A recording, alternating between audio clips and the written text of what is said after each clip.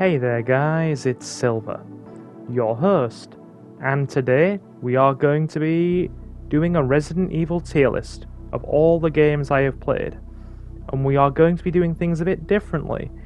I will be revealing the entire tier list at once, and then starting from the bottom of the list and explaining all of my choices from worst game to best.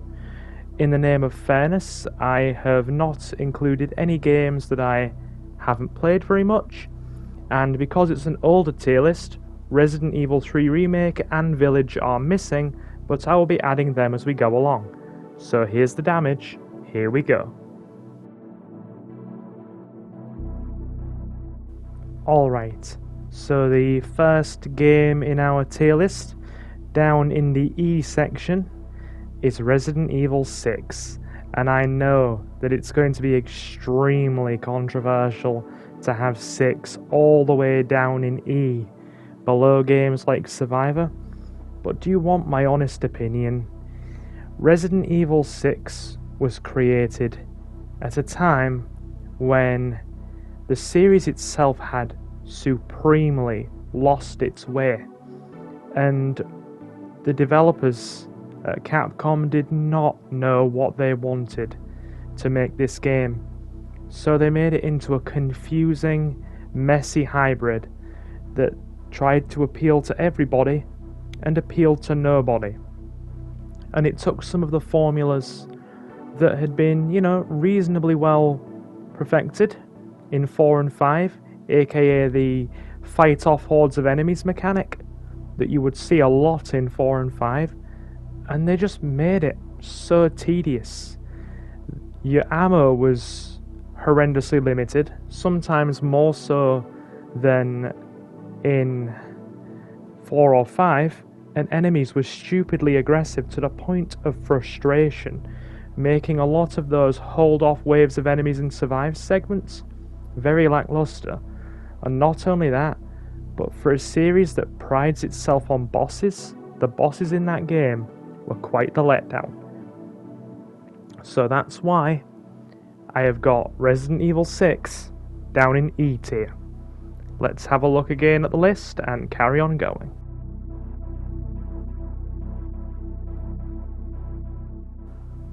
Alright, next up we have Resident Evil Operation Raccoon City in E tier, and Resident Evil the Mercenaries 3D in our D tier.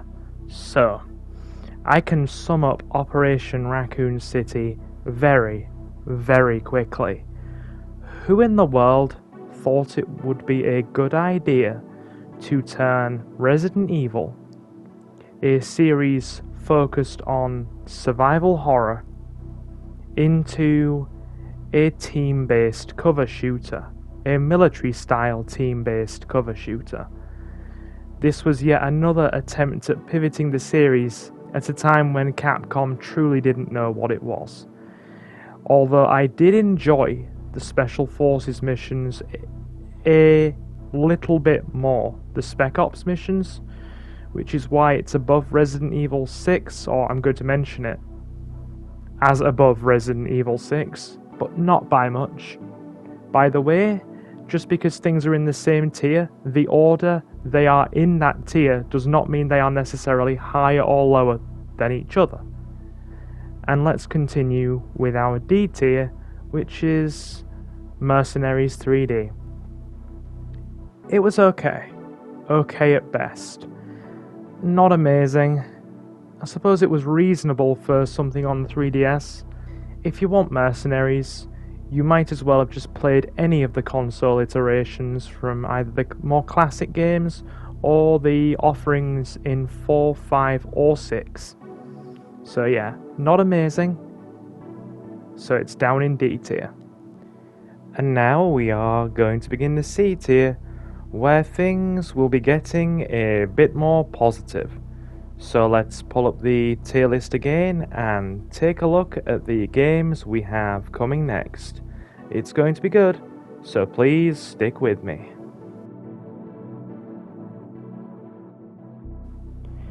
Next up we have Resident Evil Survivor.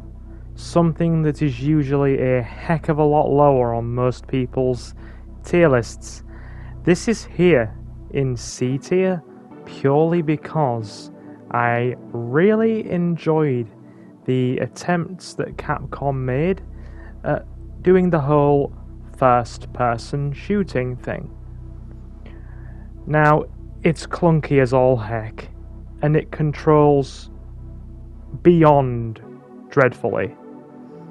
But I still thought the way that you could explore the island from different perspectives, or, different ways, go through different areas and then you'd encounter different enemy types and different cutscenes, was really good. And that also goes in with my reasoning for Resident Evil Umbrella Chronicles been there as well. I like rail shooters. I really like rail shooters.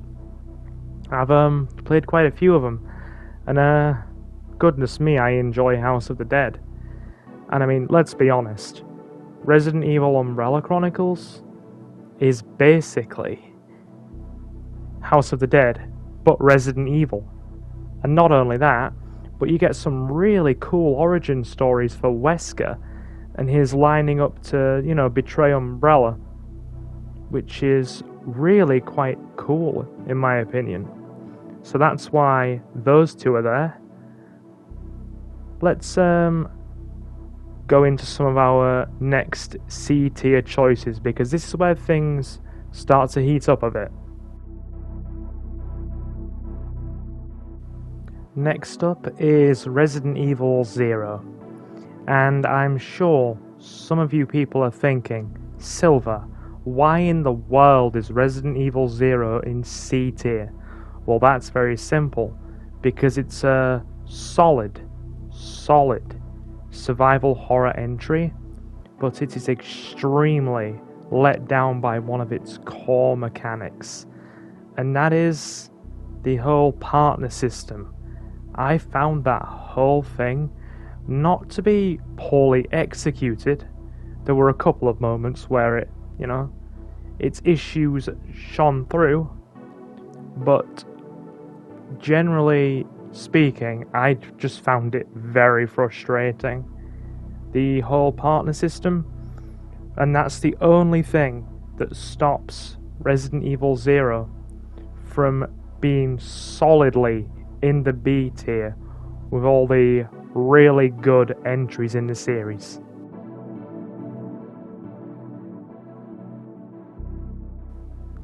Next up in our tier list are Resident Evil 5 and Resident Evil Revelations 2. Now, Resident Evil 5 is sat where it is, right in the middle, because I thought that the game was a solid, but nonetheless, middle of the road entry. It was about the point where the action horror was... you weren't really going to take it much further, in my opinion. But, I will be honest, my opinions of Resident Evil 5 have actually risen quite significantly. They were very negative, and now they've become very mediocre.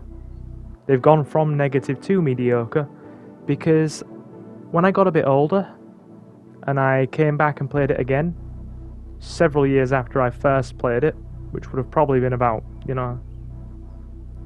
7 or 8 years ago, I really developed an appreciation for the storyline with Wesker, and okay, I really enjoyed the cheesy plans for world domination that they had in mind for Wesker, and that's why it's as high as it is on the list.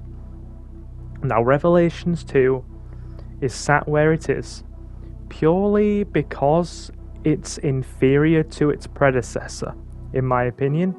They did a much better job with Revelations 1, which is why that game is in B tier. I thought the option for having 2 different endings was very good, depending on a certain choice that you made in the game, with either Moira or Claire, but at the same time, the whole psychic powers thing that came up in that game kind of didn't gel with me the right way. And Revelations 1 is just a far superior experience, which is why this one's sat in C tier. It's not amazing, it's not bad, it's okay where it is. That's Revelations 2, although it was nice to see Claire have an adventure of her own. And while we're here talking C tier, there's a game that I'm going to slip in here. This is where Resident Evil 3 Remake is going. Pretty much at the top end of C tier, because it was okay. Now, I've had a good rant on my channel about Resident Evil 3 before, 3 Remake. I thought that the idea was good. It was a good it was a good sort of, standard of game. It was a good companion piece to 2 Remake. If you play the two of them together, 2 Remake and then 3 Remake, they go really well together.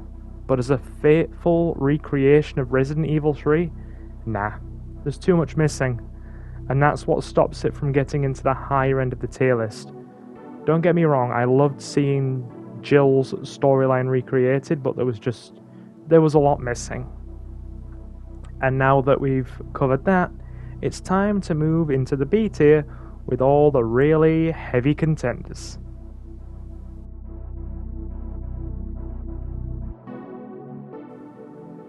Alright, we have a lot of the classic Resident Evil games here in B tier. We'll start with the original Resident Evil, the game that began it all. Keys, exploration, limited ammo, avoiding enemies where possible, and a real incentive to avoid combat. It's outstandingly good. I've not played it a great deal compared to the remake, but it's really solid. It's got a really nice balance to it, and the only reason it's down in B is because the Gamecube remake is absolutely awesome. Now, moving on, we have Resident Evil 3 Nemesis, a absolutely iconic title in the series that holds the record for having one of the most brutal bosses, if not the most brutal boss in all of Resident Evil. The Nemesis is violent, uncompromising, and calculating. And if you play the game on its hard difficulty, the only way to upgrade your arsenal in a lot of cases is to face him head on. It was the point where the series had settled into a comfortable formula. The survival horror was at its peak, and it was just amplified by all the possible things that you could do in that game, because you were capable of going through completely different routes depending on choices you made while fighting the Nemesis. So, this awesome title is solidly in the B tier. Next up, we have Resident Evil Code Veronica X. Now, the series' first attempt at moving on to PlayStation 2 hardware, and an awesome story for Claire Redfield. I enjoyed the whole situation with her being essentially trapped on an island after trying to find her brother Chris and going into an Umbrella lab. And I also thought the whole segment where you get to play as Chris later on was very good. And not to mention Wesker's appearances in that game and his shady machinations from the background. The only thing that keeps Code Veronica X from solidly being up in A tier is its ruthless difficulty. Like, this game is hard, really hard, and if you don't budget your ammo between segments where you have to switch between characters, you will be punished. Because you swap between Claire and Chris on a couple of occasions, and if you don't leave ammo for Chris when he's in the island, your supplies are going to get very low. So there's my thoughts on Code Veronica X. And now let's talk about Resident Evil Dead Aim, a game that I'm sure a few of you will be surprised to see all the way up in B tier, and the game that you can currently see playing in the background right now, as well as the music in the background. That theme tune you're hearing is Dead Aim's Save Room theme, Safe Haven in the Rain. Now this game right here, it's the first Resident Evil game I ever played, but the reason it's so high is because I recently went back to it, like a month or so ago, and had another replay of it many years on. And what this game does, as you can see with its lighting and the way that zombies lurch at you from the shadows, this beginning segment in the cruise ship is extremely atmospheric. Extremely atmospheric. The storyline isn't good. It's not getting any points for storyline or voice acting or anything like that. It scores so highly for being an atmospheric experience. It's underrated in my opinion, and honestly, it really does your stereotypical Resident Evil stuff pretty well, you know. Been in claustrophobic areas, packed in tightly, having maze-like places to search to progress parts of the story, finding keys and cards. It does all of that really well. Like, granted, the latter half of the game pivots away from that, but purely on the merits of the first half of the game alone, where you're aboard the Spencer Rain, yeah, it's getting a B tier from me.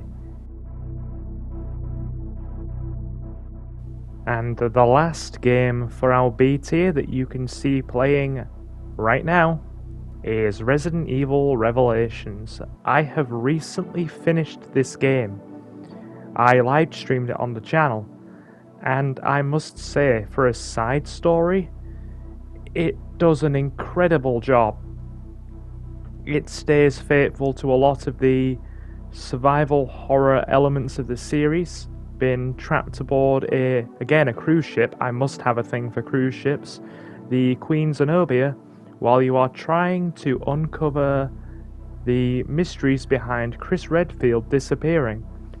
You have to navigate a tightly packed area to find, again, more keys and cards. There's a shadowy organization involved.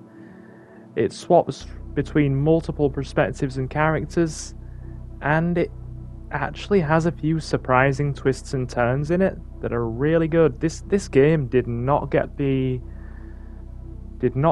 appreciation it deserves, and I can see why a lot of people would like a continuation of the Revelations side series. And it's also very good to see Jill in a more substantial entry. And here is our A tier, where the best of the best really start coming to light. I'm going to begin by covering Resident Evil Outbreak and Resident Evil Outbreak File 2 together, because they are essentially companion games. So imagine the classic Resident Evil format of doors, keys, puzzles, conservation, tricks and traps, and outlandish enemies. Now imagine you're playing from the perspective of a bunch of everyday Joes, not your, Commando Chris Redfields or your Leon Kennedys, and you have to navigate the hell that is Raccoon City with only a couple of people helping you and very little on your side. That is both of the Outbreak games. To a T, you go through a series of very engaging scenarios, from a hospital containing secret experiments, to lab complexes, to just starting out in a bar, having a couple of drinks, when the outbreak all kicks off and everything goes to hell. The scenarios range from quirky to outright brutal in terms of their length and difficulty, and it also just brings to light the perspectives of everyday people. You have a waitress, a police officer, a subway attendant, a doctor, a plumber, a journalist, you name it. And not only that, something that's really underrated in the Outbreak series, its communication system. You actually have a very basic communication system where you can speak with your friends and get them to try and cooperate with you, to, help you survive, ask them to give you items, to follow you, to help you when you're in danger. And not only that, every NPC has a different personality. So some people will gel better than others, and some people will not get on at all. In my experience, I have found that Kevin Raymond, the cop, gets along with everybody, and Elisa the journalist gets along with nobody. So that's my thoughts and feelings about Resident Evil Outbreak and Outbreak File 2, and oh my goodness, they are so underappreciated. Capcom, pick it up again, please. Pick it up and do something with it. It would really go down well these days, especially with the inclusion of modern online technology. You could have team-based gameplay through an online server, not something like the situation we have now where fans have had to basically, bring servers back up and do it themselves. Alright, moving on to our next A tier. Resident Evil, the Gamecube Remake. Think about the awesomeness that is Resident Evil, the original, the game that started it all, and then recreate that for the Gamecube with additional storyline content, even greater atmosphere, even more influence on the things that everybody loved about classic Resident Evil, or more influence from the things that everybody loved about classic Resident Evil, and just make it 100 times better. And also, in terms of new additions, Lisa Trevor. The storyline there is utterly heartbreaking. With Lisa Trevor, I don't think there's much more I really need to say. If you haven't played it, play it, and even now it's still one of the most graphically impressive games I've ever played. Like, goodness knows how they made that run on the GameCube like they did. That console is powerful and deserves a lot more appreciation. Okay, and let's have one last look at the tier list for our A tier.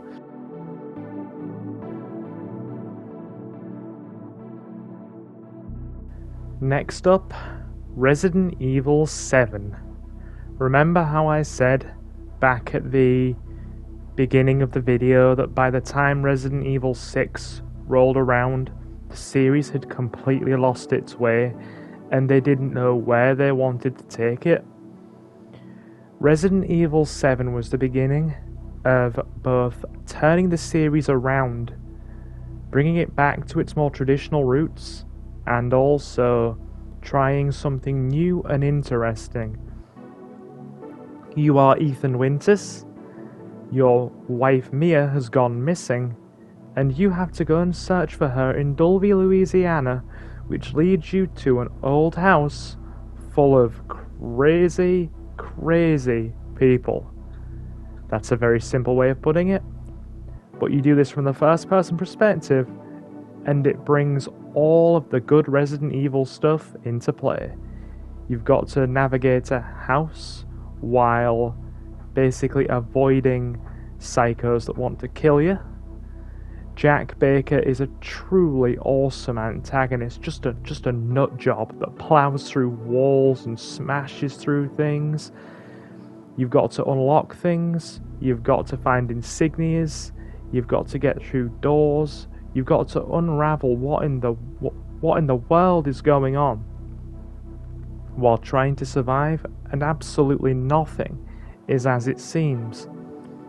And while it might be initially a departure from the mainline Resident Evil storyline, they find an awesome way to bring it all together towards the end. And the inclusion of a classic Resident Evil character at the end and some DLC to supplement that was really good. So there you have Resident Evil 7. And do I really need to say much about Resident Evil 4 being up in A tier? Like, it wasn't just a game that completely changed the series. In a positive way, in my opinion. I liked the changes before they were taken to their, extremes with 5 and then 6. But Resident Evil 4 as a game revolutionized gaming. The whole over-the-shoulder camera perspective, the campy action, Leon's one-liners, running away from boulders like something out of a movie, and just Salazar. Ramon Salazar makes that game. He was a better antagonist than Sadler. Like a better antagonist. I could gush about Resident Evil 4 all day. It needs very little justification. Some people don't like it. Some people do like it. I thought it was excellent, even if it did stray from the classic Resident Evil formula. It's in A tier, and that's where it's going. So let's move on to our S tier, and you guys already know what's there. Alright, let's begin with the newly released Resident Evil Village.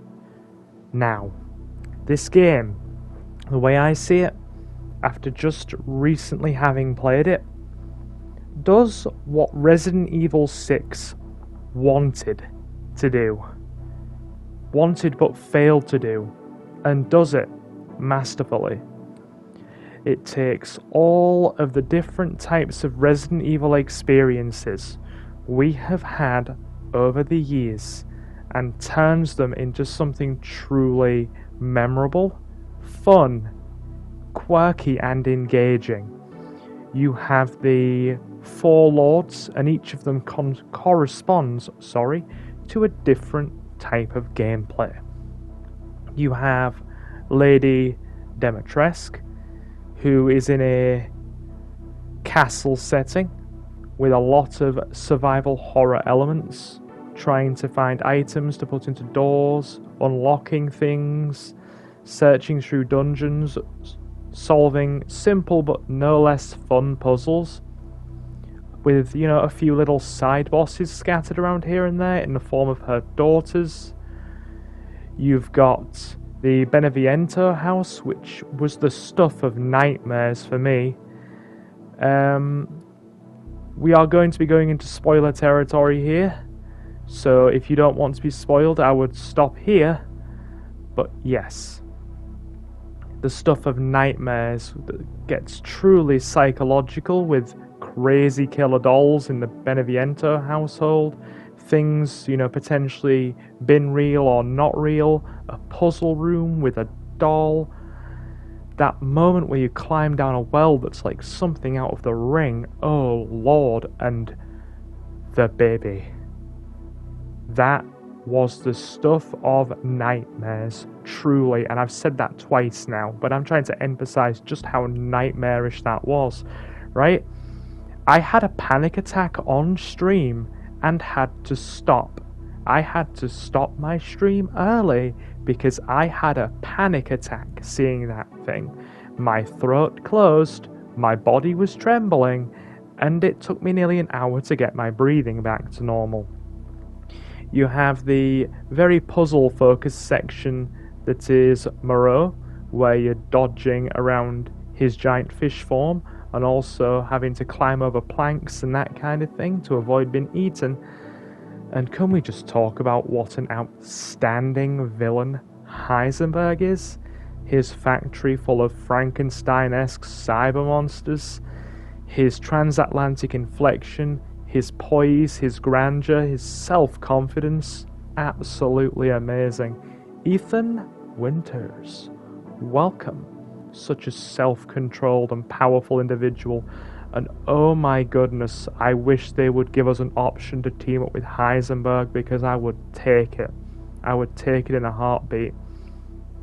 Yes, the game tilts away from the more horror-focused, direction of its predecessor, but it does all of the things that Resident Evil has become known for, and does them very well.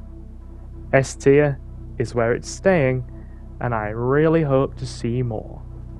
And now, let's finish up with Resident Evil 2 and its remake.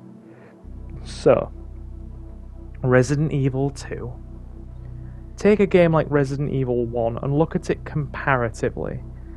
The amount of technical achievements in terms of cutscenes, expanding the gameplay, character models, the zombies, the variety of enemies, everything is ramped up between original Resident Evil 1 and Resident Evil 2 in a way that is just so truly, deeply fulfilling. The formulas that were in the original were perfected into. The police station is a wonderful location to be searching. It's still gratifying to go back in there no matter how many times I do it. Unlocking all the doors, finding all the items, clearing the helicopter, avoiding Birkin. You can play it between two characters like the previous game, but there's an improved mechanic where you can do an A run and a B run for each character. So if you play Leon's A scenario, if you load up his cleared data after you finish the game with him, you'll play as Claire, but have an entirely different storyline, seeing things from her perspective. I've submitted a couple of speedruns for that game. I truly, deeply love it, and it is one of my best games of all time. Not just of this series, of all time. A pleasure to play every time I play it. Okay, some things haven't aged well, and I'm going to give a bit of criticism. The relationship between Leon and Ada is cheesy as all heck, and I'm glad they updated that in 2 Remake. Speaking of 2 Remake, right? Think about a game that all the fans, or not all the fans, but a very large amount of the fans have loved over the years. Tell them you're going to remake it. Make those fans extremely nervous by saying, "Oh my lord, yes guys, we're going to do it. We're going to remake it."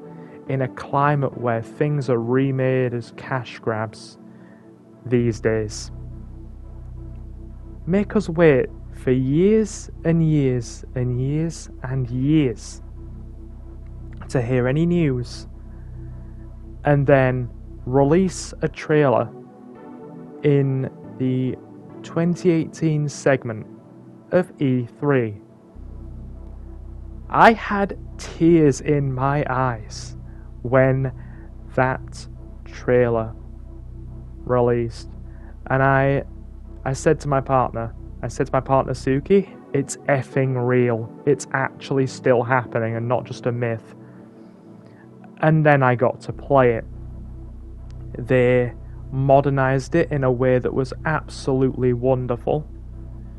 The station is recreated, still staying true to a lot of its original areas, while still being, new and fresh. New puzzles in the form of Leon's locked desk, the safes. They completely switched around a few things and, in my opinion, improved a few areas that were a bit lackluster in the original, like the sewers that were kind of just like a run through it one and done bit. You have a few puzzles to do there with the chess pieces, opening the doors.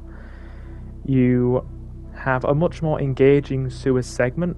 The G monsters are very, very vicious and are honestly speedrun killers, in my opinion. Honestly speedrun killers. And then you... Right. I'm going to put this very simply. The way they improved the character interactions from the original between Leon and Ada and Claire and Sherry are amazing. It's less of a cheesy romance with Ada and Leon, and more of a down-to-earth sort of spy situation, and the issue of does Leon trust her, does he not trust her? The situation of, you know, Claire and Sherry getting to know each other and forming a sisterly bond, and having to protect Sherry from Irons, which, oh my good lord, is truly dreadful. The part where you play as Sherry trying to escape Irons made me feel dreadful, because this man is a monster. He is a murdering, sociopathic monster, and you have got to keep her safe. There is only one singular downside from all these positives that I have just mentioned, and that is that comparatively to the game it's based on, the original Resident Evil 2, the A and B scenarios, or first run and second run segments of the game, felt incredibly diluted compared to the A and B scenarios of the original, which were, for all intents and purposes, a very different playing experience. They just switched around a few weapons, item types, moved a few things around and switched a few puzzles, but the boss fights are largely the same, which was a bit of a letdown. Don't get me wrong, it's still alright, but it's nowhere near as good as its predecessor. And if you were to ask me which one I like more, the original Resident Evil, or Resident Evil 2 Remake, the original Resident Evil 2 and Resident Evil 2 Remake, I wouldn't be able to choose. I really wouldn't be able to choose.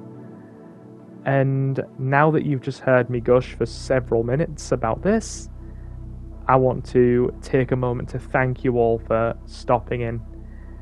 And give me your thoughts in the comments about this tier list. Did you like it? Did you agree with parts of it? Did you disagree? I know some people are going to fundamentally disagree with some of my choices, but hey, I'm gonna stick with them. Please feel free to like, comment, or maybe subscribe. We stream a lot of Resident Evil on this channel, and we are building a small but very friendly community. I would love to see more of you in my streams, and I will of course see you in the next video. So guys, I have been Silver, your host. Have a fantastic morning, afternoon, or night, and I will see you again very soon. Take care, guys.